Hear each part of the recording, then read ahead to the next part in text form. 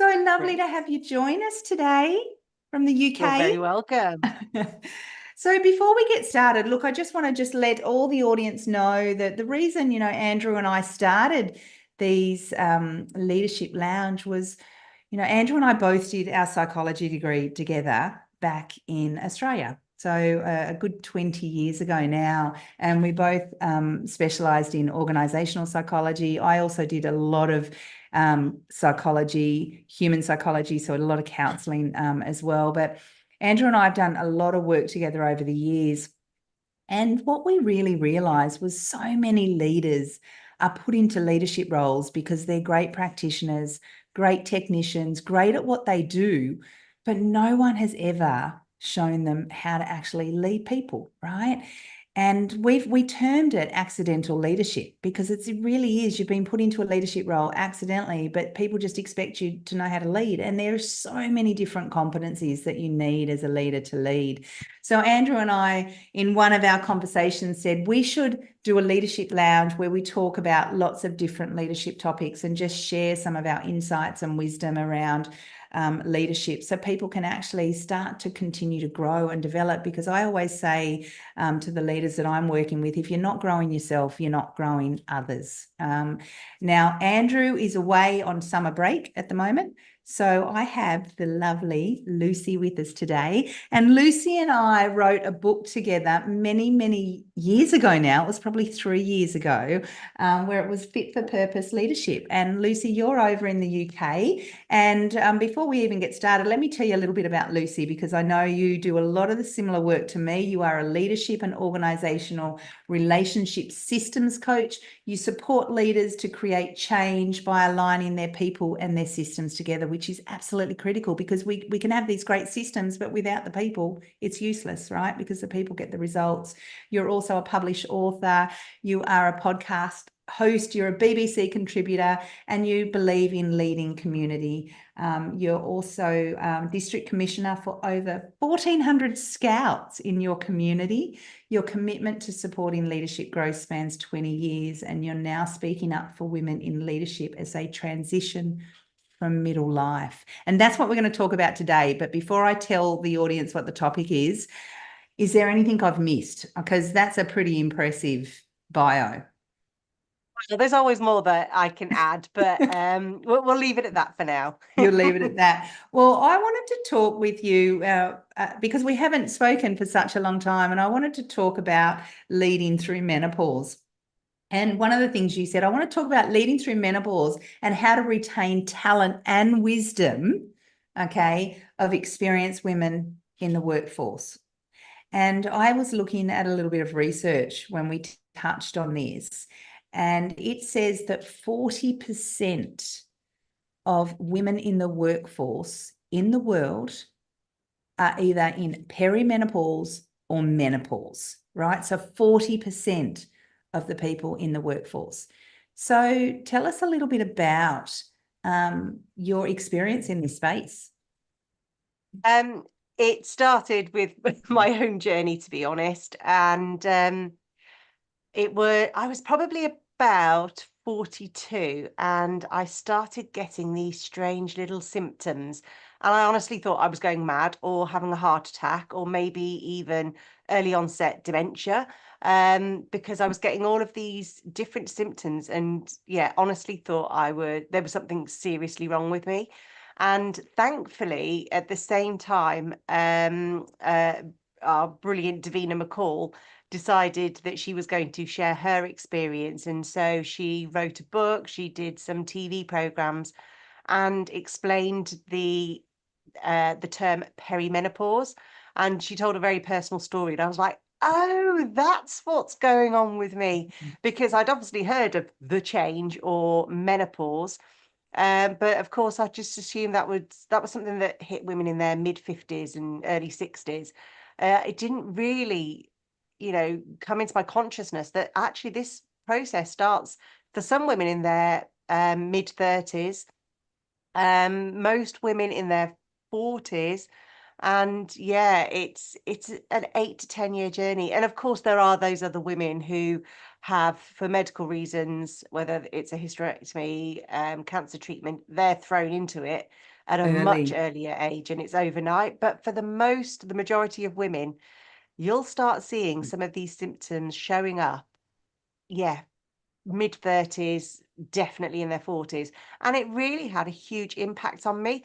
But I just think it might be worth just explaining some of the terminology Please do, to the yeah. listeners. Yeah, because menopause itself is the medical term for when a woman has gone one full year without having a period. Yeah. So that's like the medical definition. But actually, we start going through these hormonal changes within our bodies, like I said, around 8 to 10 years before.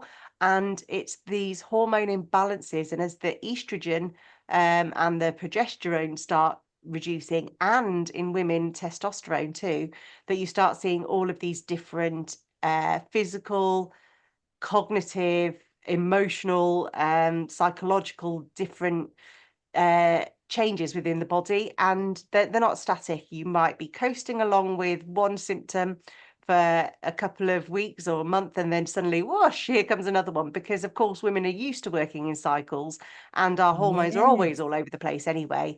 So Yes. it's a rough old journey. Yeah, it resonates with me. A couple of years back, I felt like for me, there was something in me that was changing. I thought to myself, there's something going on. I don't feel my normal self. And I knew that I'm healthy, I'm full of energy, I've always been driven. Whereas what for me, I was seeing a real reduction in my energy levels. And I was like, this Yeah. is not working for me at all, right? We cannot have low energy.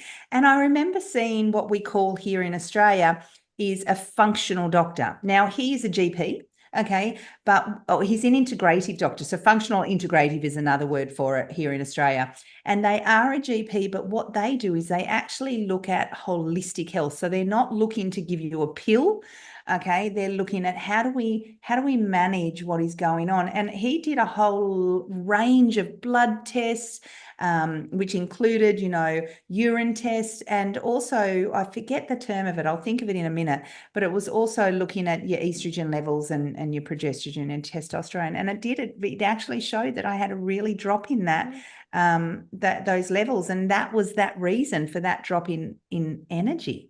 Right. And I had never even thought, would I be in Yeah. perimenopause? Right. But I knew that something was going on with my body. And I'm quite switched on with that part. Whereas sometimes women, we're not. We just assume, or we don't do anything because we just assume it must be women. It must be the Yeah, and do you know cycle what? they're It sounds going like you've through. got a really great doctor, because a lot of women go to the doctors and say, I don't feel like me. There's something going on. And if it's a physical symptom like the heart palpitations or the chronic pain that you can get, or of course, if it's hot flushes, they automatically go, that's the menopause. But all of the other ones, they end up going for ECGs and scans and all sorts when Yes. actually they just need to, the doctors just need to do some kind of hormone test. But what's really surprising is that when women go to the doctor saying, I don't feel like me anymore, um, I have got low mood, I'm raging, I'm shouting at my children more, I hate my Yeah. husband, whatever it is, then Yes. often the doctors who are not in the know, they just put them on antidepressants. And then they stay Yeah. on those for years, even though they've got all these other symptoms. And thankfully, because of the more awareness in the medical profession, and in general public now, women are actually going and advocating for themselves and saying, do you think I might be going through perimenopause? Can you Yeah. just check that? Because actually, there are holistic things that you can do to really support yourself, but it's also about maybe getting your hormone levels checked, getting them, Yes. whatever HRT might work for you. There's loads of different types. And then having those conversations again with our employers and our colleagues to say, hey, this is what I'm going through. But again, it's still quite a taboo subject.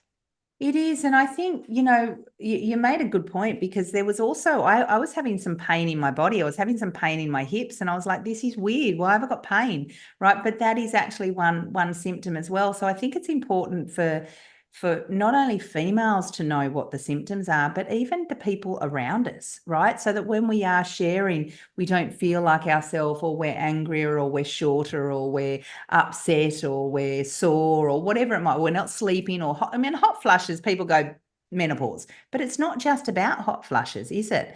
But what That's one out impact? of over 30 known categories. Yeah, And yeah, everyone just labels one because that is one. the only one that is specific really to menopause. All the others, of course, can be something else. But yeah, go and do some research out there. There's plenty of search, if you just type in menopause symptoms, again, you'll come up with over Yes. 30. And if you've got one or two of them, you think, maybe I'm around that age, these things are happening, maybe I should go and get checked out. So what impact do you think we're seeing in businesses because of menopause or perimenopause? What impact are you seeing? Well, I'll tell you a real life story and then I'll give you some actual data. Yeah. About 4 years ago, a very senior leader woman came to visit me in my coaching practice, saying, Uh, I think I'm losing it. I've lost all my confidence. I can't go and do these big pitches anymore. Um, I think I need to, resign, leave my business. What is wrong with me, etc., etc. And she was going through some real turmoil, and obviously had been going through this for quite some time before she actually decided, she needed a coach because it's obviously something that's within her. And it was at that stage where I said, look, before we continue, it might be worth you going to see the doctor because you're the right age. This is not typical for you. You've still got all the knowledge. You know that you're brilliant at your job, but there's something going on. And sure enough, she came back and said, yes, that's what it was. Thank you so much for not trying to coach me out of this and actually getting me medical help. And that's just like a real pinpoint to say that there was this woman who has got 30 to 40 years, well, 30 years experience, but 40, 50 years of life experience, absolutely brilliant in her role, who then suddenly started thinking, I'm going to quit. And interestingly, the CIPD did a survey with women between the age of 40 and 60 of all different parts of their career, not just leaders. And they found that 73% of all respondents have actually, experiencing big menopause symptoms. But actually, 64% of those women said that this is really negatively impacting my work. And 84% said that they felt completely unsupported in the workplace and it started to have a really negative impact. So when this Wow. all bottoms down, 1 in 6 women actually consider leaving work, and actually 6%, some reports say 10%, actually do leave their job. And I mean, this is so much talent that we're losing.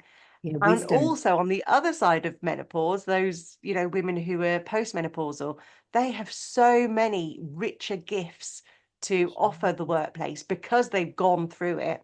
So it Yes. just feels, yeah, it really makes me angry and sad that this is a health condition.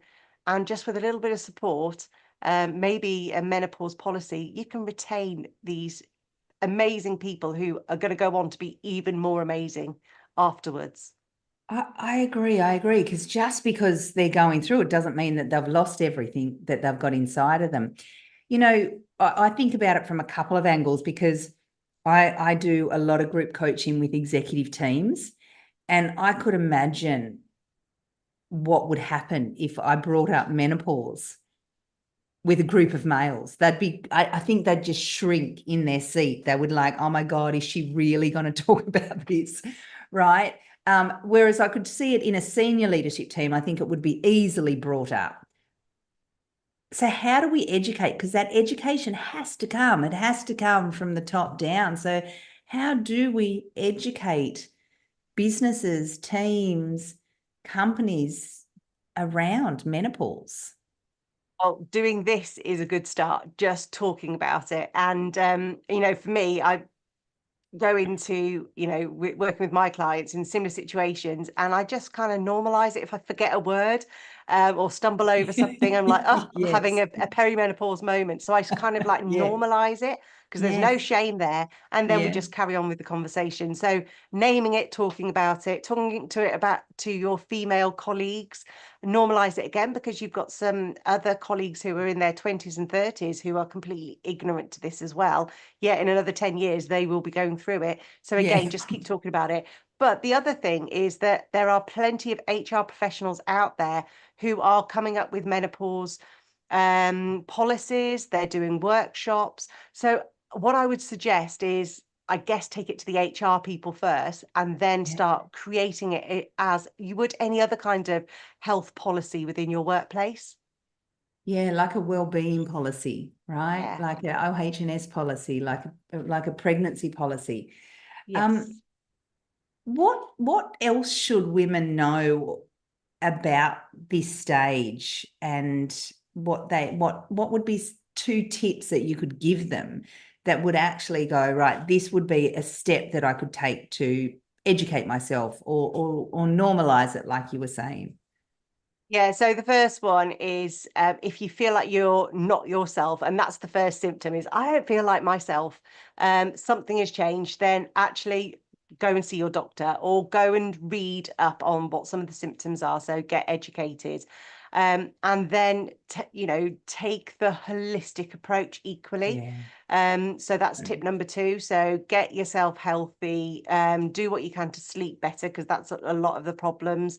And yeah, just go out there and actually just own it. You're going through a major life stage that is going to transform you into the most awesome woman who's, not got all of those shackles that many of us in our younger years have, Yeah. and can go out there and be total leaders. And we actually call it the enchantress stage. So go be an enchantress, own it, and there's no I shame. love it. That's what I I would love say. it. I love it. I think, I think you make a really great point around the symptoms. Another thing that I was thinking of that for me, when I felt like I was going through a change, is I remember going to the chemist, right, and looking at in the vitamins, going, right, what do I need? A vitamin B? Do I need like an energy one? Do I need a guarana? Do I need a ginseng? Like, and I just remember going, do any of these actually even work? Am I just putting vitamins in my body without Some of actually them really do. understanding what I needed? So for me, it was like, I need to go to a doctor that's not going to give me a tablet, because I didn't want to get a tablet. I wanted a doctor that would look and be really specific about what I needed. And guess what? The only thing I needed was vitamin B12, a B complex vitamin. So I was taking all of these other vitamins, useless for my body because they were doing Yeah. nothing for me. And I needed estrogen, Yes. right? So it was like literally I could get away from all of those vitamins, as opposed to looking for something that would supplement that energy, to find that energy, and finding a doctor that's not going to, as you say, give you an antidepressant or put you on HRT therapy as your first point of call, right? It might be that point of call, but I think that's important, is to start there. And I think we've got And to talk I about, would say, this is the time for women to really be that wise old woman, or that raging woman, and actually yeah. put that to some good use, and start advocating for yourself, and going out there and getting the services that you need. And part of that is you getting educated. Yeah, yeah. Well, I was just talking, I was on a session just prior to this with a Management and Leadership Institute, and we were talking about what are the topics that really are going to be prevalent for next year. Well, now, but for next year's programs. And I said, you know what? I'm meeting with Lucy tonight and we're going to talk about menopause. I said, I've never got live and talked about menopause before. And we were talking about how important it is that we do talk about it. So I think for me and for all of our audience and those that are listening, is this is not something to be embarrassed about. This is not something that you should hide. This is not something that we shouldn't be talking about. This is something that we should be sharing, so that not only do we help others understand it, but we also normalize it, so that we actually see this as an opportunity to retain, wisdom and lady leaders that can make an absolute impact going forward within our businesses. Before we leave, Lucy, Andrew always asks one question of our guests, and he says, we've just finished the session and you're like, I just wish that I had said this one thing. I wish that I had said this one thing. Is there anything that you go, I wish that I should have said this, or I've just remembered? Well, it ties in perfectly to this topic, but for all leadership. And that is, if you can't trust yourself, how do you expect anybody to trust your leadership? Yeah. I love it. I love it. Thank you so much, Lucy, for your time today. You now get to go and enjoy the beautiful day in the UK. Thank you for joining us here in Australia. And thanks all of the audience for listening today as well. I hope you have a wonderful day and a wonderful night here.